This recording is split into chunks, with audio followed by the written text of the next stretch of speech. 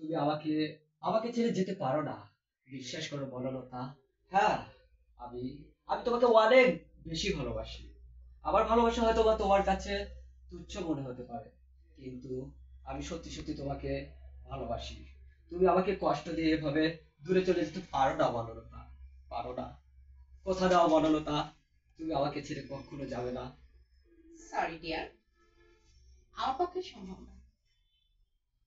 আমি জানতাম, আমি জানতাম বনলতা, তোমাদের মতো ধনী ধনী ঘরের মেয়েরা এ কথাটি বলবে। আমি জানতাম। আমি আমি আমি চাই না, সেই ভালোবাসা চাই না যে ভালোবাসার স্বার্থ থাকে। সে ভালোবাসা আমি একদমই চাই না। কিন্তু বনলতা, যাওয়ার আগে একটি কথা শুনে যাও। যেদিন তুমি আমাকে বুঝবে, যেদিন আমার ভালোবাসা তোমার হৃদয়ের স্পন্দনে জায়গা নেবে, সেদিন আমাকে খুঁজবে বনলতা। সেদিন হয়তোবা আমি থাকবো না, নয়তোবা সময় ফুরিয়ে যাবে, নয়তোবা আমি এই পৃথিবীর বুক থেকে চলে যাব। Good bye Banalata. এই ডায়লগ শুনে শুনে আমি পচে গেছি।